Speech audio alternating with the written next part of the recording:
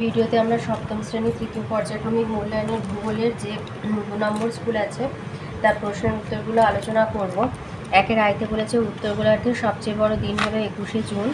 2 বলেছে রুর অঞ্চলের প্রধান খনিজ সম্পদ হচ্ছে কয়লা। 3 বলেছে মিনামাটা রোগ হয় ক্যাডমিয়াম দূষণের ফলে। 4 ভারতের প্রমাণ দ্রাঘিমা রেখা এলাহাবাদ শহরের উপর দিয়ে বিস্তৃত। 5 চাপ বৃদ্ধি পেলে বায়ুর আয়তন কমে। 6 ভারতের দ্বিতীয় উচ্চতম পর্বতশৃঙ্গের নাম কারাকোরা। 7 ভারতের বৃহত্তম নদী বদ্বীপ মাজুলি। 8 শরৎকালীন বিষুব বলে 23শে সেপ্টেম্বরকে। 9 আর্সেনিক দূষণের ফলে হয় ব্ল্যাকফুট রোগ। 10 নিরক্ষরেখার উভয় দিকে 1 ডিগ্রি অন্তর মোট 89টি অক্ষরেখা কল্পনা করা হয়েছে। 11 একটি বিষাক্ত ভারী ধাতু হলো পারদ। 12 বায়ুর গতিবেগ মাপা হয় অ্যানিমোমিটার দ্বারা। 13 বড়দিনে দক্ষিণ গোলার্ধে কোন ঋতু বিরাজ বড়দিনে দক্ষিণ গোলার্ধে গ্রীষ্মকাল বিরাজ করে। 14 ইউরোপের দক্ষিণতম বিন্দুটি হচ্ছে তারিফা অন্তরী। 15 ইতালির দীর্ঘতম নদী পো। 16 রুর অঞ্চলের একটি লৌহ ইস্পাত শিল্পকেন্দ্র ডুইসবার্গ। 2 এতে শূন্যস্থান পূরণ। আয়তে বলেছে ইউরোপের সর্বোচ্চ শৃঙ্গ এলবুর্জ। 2 বলেছে চেরনোবিল দুর্ঘটনা ঘটেছিল 1986 সালে। 3 ডিসলেক্সিয়া একটি সীসাঘটিত রোগ। 4 বলেছে অনেকগুলি পর্বতশ্রেণী এসে এক জায়গায় মিলিত হলে পর্বতগ্রন্থি তৈরি হয়।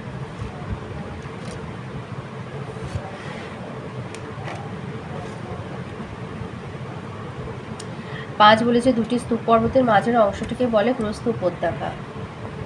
বিয়ে বলেছে সত্য হলে ঠিক বলতে আর অসত্য হলে ভুল বলতে। আয়তে দিয়েছে প্রতিটি সমাক্ষরেখার কৌণিক মান 360 ডিগ্রি ঠিক।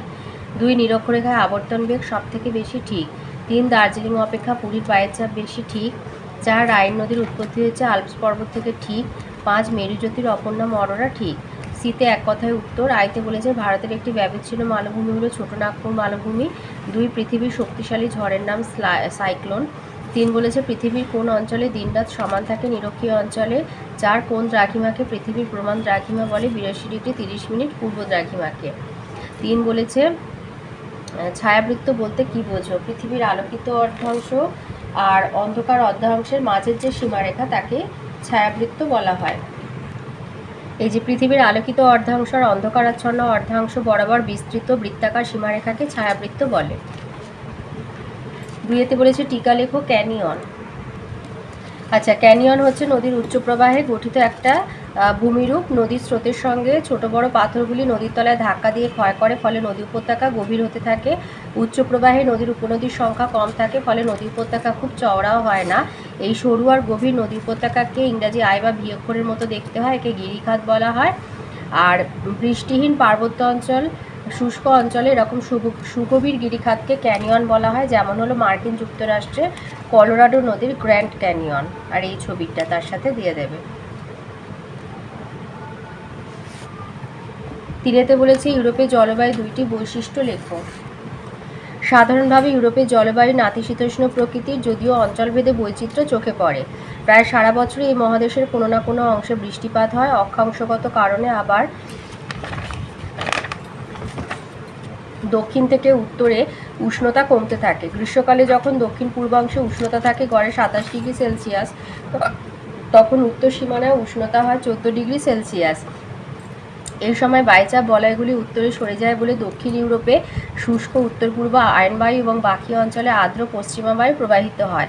শীতকালে উষ্ণ উত্তর আটলান্টিক স্রোতের প্রভাবে পশ্চিমাংশের উষ্ণতা 10 ডিগ্রি সেন্টিগ্রেড থাকলেও মধ্য পূর্বাংশে তা যথেষ্ট কমে যায়, আর উত্তর পূর্ব সীমান্তে তা আরও কমে হিমাঙ্কের নিচে -14 ডিগ্রি সেন্টিগ্রেডে নেমে যায়। 4 বলেছে ট্রাক ফার্মিং কাকে বলে?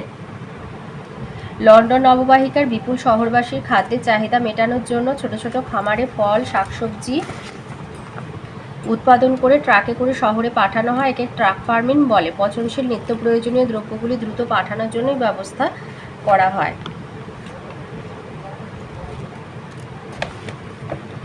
5 বলেছে পুনঃরপ্তানি বন্দর কাকে বলা হয়? লন্ডন বন্দরকে পুনঃরপ্তানি বন্দর বলা হয়ে থাকে।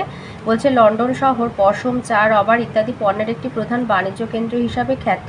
টেমস নদীর খাঁড়ির মুখে অবস্থিত লন্ডন হচ্ছে বৃহত্তম পুনঃরপ্তানি বন্দর, কারণ আমদানিকৃত বন্দর পুনরায় এই বন্দর থেকে আমদানিকৃত সামগ্রী পুনরায় এই বন্দর থেকে রপ্তানি হয়, তাই একে আবার এশিয়া আর আফ্রিকার বিভিন্ন দেশের উৎপাদিত দ্রব্য এখানে আসে এবং ক্রয় বিক্রয়ের পরে এই বন্দর দিয়ে অন্য দেশে রপ্তানি করা হয়, তাই লন্ডনকে পুনঃরপ্তানি বন্দর বলা হয়।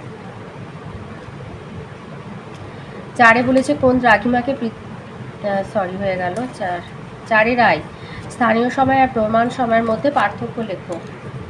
স্থানীয় সময় আর প্রমাণ সময়। স্থানীয় সময় হচ্ছে কোনো স্থানের মধ্যাহ্ন সূর্যের অবস্থানের পরিপ্রেক্ষিতে যে সময় নির্ণয় করা হয় তাকে স্থানীয় সময় বলে। আর প্রমাণ সময় হচ্ছে কোনো একটি দেশের প্রশাসনিক কাজকর্ম পরিচালনার জন্য দেশের মধ্যভাগ দিয়ে প্রসারিত নির্দিষ্ট দ্রাঘিমা রেখার স্থানীয় সময়কে প্রমাণ সময় বলে। স্থানীয় সময় নির্ণয়ের ভিত্তি হলো স্থানীয় দ্রাঘিমা রেখার ওপর মধ্যাহ্ন সূর্যের অবস্থান, আর প্রমাণ সময় নির্ণয়ের ভিত্তি হলো দেশের মাঝ বরাবর প্রসারিত দ্রাঘিমা রেখার স্থানীয় সময়। একটি দেশে বিভিন্ন স্থানীয় সময় লক্ষ্য করা যায়। সাধারণত পূর্ব পশ্চিমে অপেক্ষাকৃত কম বিস্তৃত দেশের একটি প্রমাণ সময় লক্ষ্য করা যায়।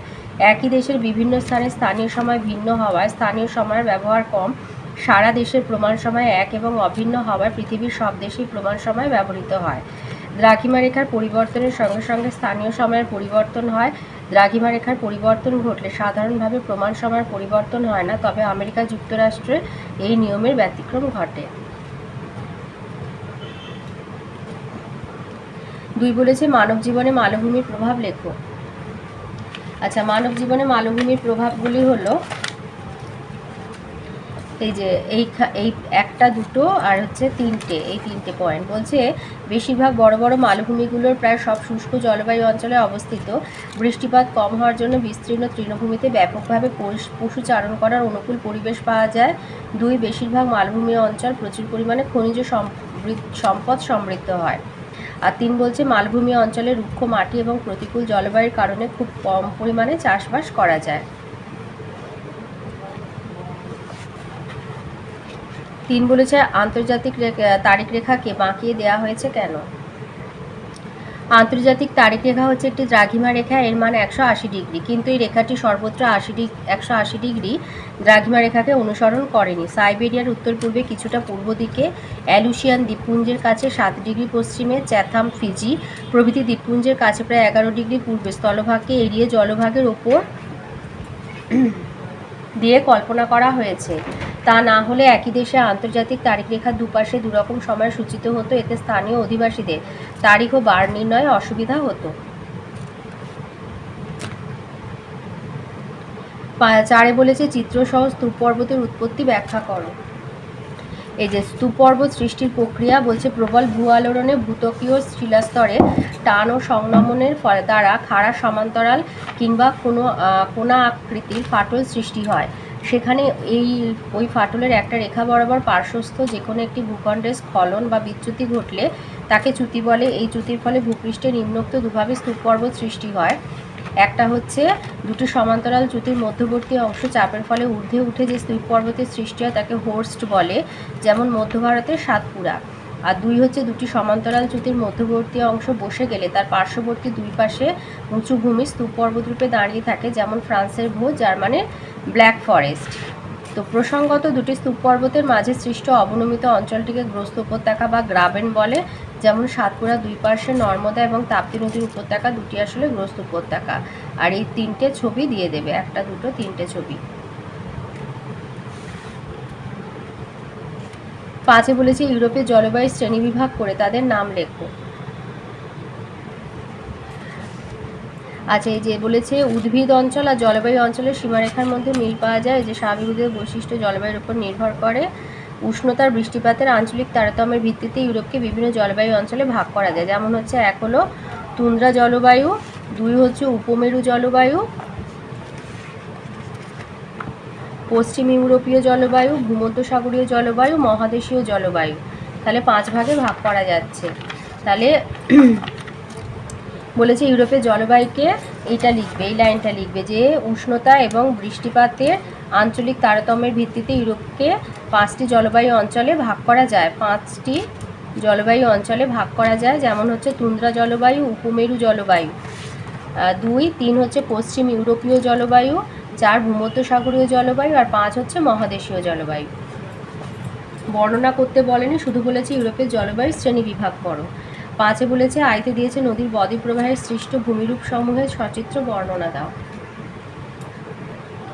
এই যে নদীর নিম্ন প্রবাহ বলেছে উচ্চ আর মধ্য প্রবাহের পর অত্যন্ত মৃদু ঢালের ওপর দিয়ে এঁকে বেঁকে নদী মোহনা পর্যন্ত প্রবাহিত হয়, এটাই নিম্ন প্রবাহ। মুর্শিদাবাদের মিঠিপুরের পর থেকে বঙ্গোপসাগরের মোহনা পর্যন্ত হচ্ছে গঙ্গা নদীর নিম্ন প্রবাহ। এই সময় নদীর গতি এবং শক্তি এতই কমে যায় যে ক্ষয় কাজ একেবারেই বন্ধ হয়ে যায়। সামান্য বহন কাজ হলেও নদীর মূল কাজ হয় সঞ্চয়। এই প্রবাহে উপনদী প্রায় থাকেই না, বরং কিছু কিছু শাখা নদীর সৃষ্টি হয়। নদীর মধ্যে পলি বালি কাঁকড় জমে নদী অগভীর হয়ে যায়, ফলে বর্ষার অতিরিক্ত জল দুকুল ছাপিয়ে বন্যার সৃষ্টি করে। নদীর দুই ধারে বিস্তীর্ণ জমিতে বন্যার সময় পলি সঞ্চিত হয়ে উর্বর প্লাবনভূমি সৃষ্টি করে। চীনের হুয়াংহো নদীর নিম্ন গতিতে এরকম প্লাবনভূমি দেখা যায়। এই হচ্ছে প্লাবনভূমির ছবি। আর হচ্ছে নদীর মোহনার কাছে নদীর বহন করে আনা পলি বালি কাঁকড় জমা হয়ে চড়া সৃষ্টি হয়। নদীর স্রোত তখন ভাগ হয়ে চড়া দুদিক দিয়ে প্রবাহিত হতে থাকে, ফলে প্রায় ত্রিভুজের মতো বা বাংলা মাত্রাহীন বা গ্রিক অক্ষর ডেল্টার মতো বদ্বীপ সৃষ্টি হয়, যেমন গঙ্গা ব্রহ্মপুত্র মিলিত বদ্বীপ সমভূমি এই ছবিটা। আর একটা হচ্ছে সব নদী কিন্তু মোহনায় বদ্বীপ সৃষ্টি করতে পারে না। নদীতে পল্লীর পরিমাণ কম থাকলে, নদী প্রবল বেগে সমুদ্রে পড়লে অথবা মোহনায় প্রবল সমুদ্র স্রোত থাকলে বদ্বীপ গড়ে উঠতে পারে না। এই কারণে পৃথিবীর বৃহত্তম নদী আমাজনের কোনো বদ্বীপ নেই। তো তোমাদের বলেছে নদীর বদ্বীপ প্রবাহের সৃষ্ট ভূমিরূপ সমূহের সচিত্র বর্ণনা। বদ্বীপ প্রবাহ মানে ওই নিম্ন প্রবাহ। তো নিম্ন প্রবাহে হচ্ছে প্লাবনভূমি আর হচ্ছে বদ্বীপ, এই দুটো এইটা লিখে আর এই ছবিগুলো এঁকে দেবে। দুয়েতে বলেছে উৎপত্তি আর অবস্থান অনুসারে বিভিন্ন প্রকার মালভূমির বর্ণনা দাও। এই যে উৎপত্তি আর অবস্থান অনুসারে মালভূমির আকৃতি আর প্রকৃতির প্রচুর বৈচিত্র্য আছে। এক হচ্ছে পর্বতবেষ্টিত মালভূমি, তারপরে হচ্ছে লাভা গঠিত মালভূমি, ব্যবচ্ছিন্ন মালভূমি, আর হচ্ছে ব্যবচ্ছিন্ন মালভূমি। তাহলে মালভূমি কাকে বলে? মালভূমি হচ্ছে আশেপাশের অঞ্চলের সাপেক্ষে হঠাৎ উঁচু, সাধারণত 300 মিটারের বেশি উঁচু বিস্তীর্ণ ভূভাগ যা চারিদিকে খাড়া ঢাল আছে, এরকম ভূভাগকে মালভূমি বলা হয়ে থাকে। মালভূমির উপরটা অনেকটা টেবিলের মতো হয় বলে টেবিল ল্যান্ড বলে। এবার বলেছে পর্বতবেষ্টিত মালভূমি। পর্বতবেষ্টিত মালভূমি, এই মালভূমিগুলি সব থেকে উঁচু আর বিস্তৃত হয়। হিমালয় এবং কুয়েনলুন পর্বতশ্রেণীর মধ্যে অবস্থিত তিব্বত মালভূমি, এর উচ্চতা 3655 মিটার উঁচু। পৃথিবীর বৃহত্তম মালভূমি। যখন কোনো মালভূমি একাধিক পর্বত দ্বারা আবদ্ধ থাকে তখন তাকে পর্বতবেষ্টিত মালভূমি বলে। ভঙ্গিল পর্বত সৃষ্টির সময় সাধারণত এই ধরনের মালভূমি গঠিত হয়। আর একটা হচ্ছে মহাদেশীয় মালভূমি। দক্ষিণ আফ্রিকা, পশ্চিম অস্ট্রেলিয়া, আন্টার্কটিকা, গ্রিনল্যান্ডের বিস্তীর্ণ অংশ জুড়ে যে মালভূমি দেখা যায় তাকে বলা হয় মহাদেশীয় মালভূমি। আর লাভা গঠিত হচ্ছে অগ্নুৎপাতের সময় গরম লাভা বেরিয়ে এসে অনেক দূর ছড়িয়ে পড়ে বিরাট মালভূমি সৃষ্টি করে এবং একে বলা হয় লাভা গঠিত মালভূমি, যেমন ভারতের দাক্ষিণাত্য মালভূমি, মালব মালভূমি। আর হচ্ছে ব্যবিচ্ছিন্ন মালভূমি। নদী উপত্যকা দ্বারা বিচ্ছিন্ন মালভূমি হলে তাকে ব্যবিচ্ছিন্ন মালভূমি বলা হয়ে থাকে। ছোটনাগপুরের মালভূমি হচ্ছে এই ধরনের মালভূমি। পশ্চিমবঙ্গের মালভূমি অঞ্চল ছোটনাগপুরের অংশ।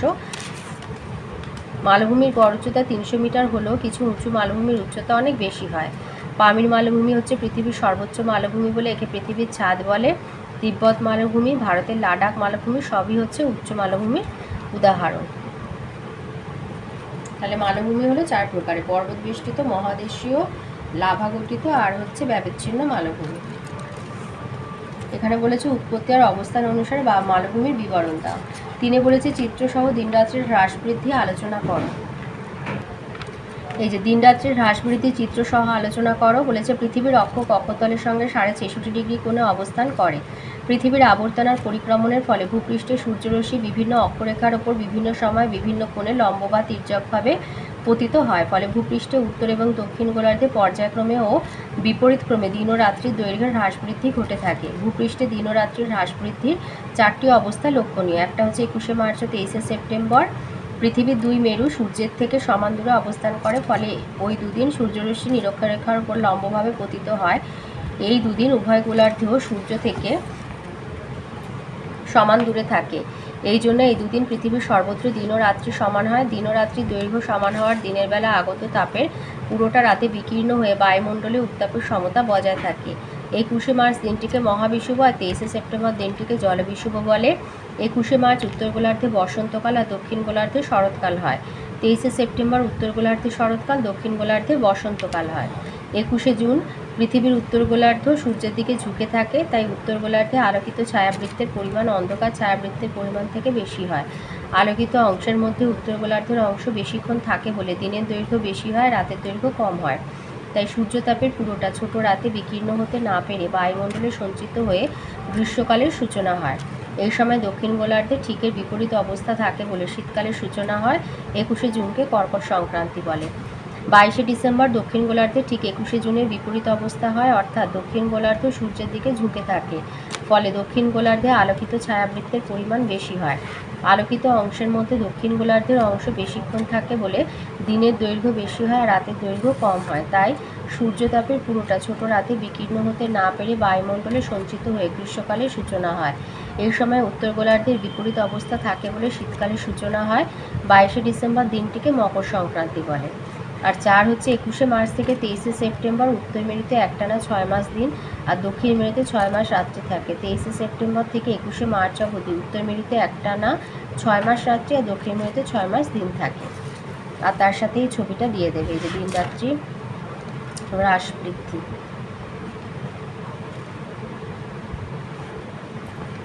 4 দিয়েছি ইউরোপ মহাদেশের ভূপ্রকৃতি সম্পর্কে যা জানো লেখো। ইউরোপ মহাদেশ আয়তনে ছোট হলেও প্রাকৃতিক বৈচিত্র্যের কোনো অভাব নেই। দক্ষিণে ভূমধ্যসাগরীয় উপকূল থেকে উত্তরে উত্তর সাগরের তীরভূমি এবং পূর্বে ইউরাল পর্বত থেকে পশ্চিমে আটলান্টিক মহাসাগরের উপকূল পর্যন্ত বিভিন্ন প্রান্তে তুষার ঢাকা পর্বত, বিস্তীর্ণ সমভূমি, গভীর পাইনের বন ছড়িয়ে রয়েছে।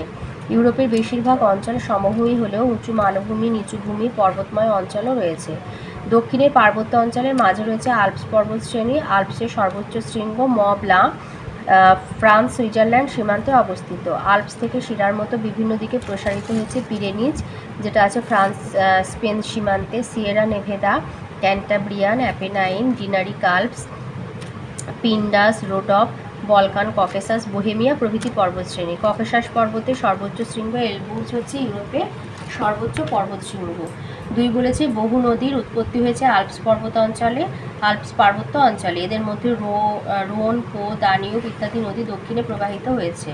অপরদিকে সিন, রাইন, এলব প্রভৃতি নদী আল্পসের উত্তরের মালভূমীয় অঞ্চলকে বিভিন্ন ভাগে ভাগ করে উত্তরের বিশাল সমভূমি অঞ্চলে প্রবেশ করেছে।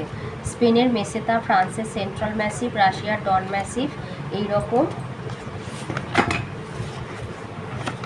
বিচ্ছিন্ন মালভূমির উদাহরণ। পূর্বে ইউরাল পর্বত থেকে শুরু হয়ে উত্তরে বিশাল সমভূমি Russia, Belgium, Poland, Germany, France, ইংল্যান্ডের মধ্যে দিয়ে প্রসারিত হয়ে আটলান্টিক মহাসাগরের উপকূলে শেষ হয়েছে।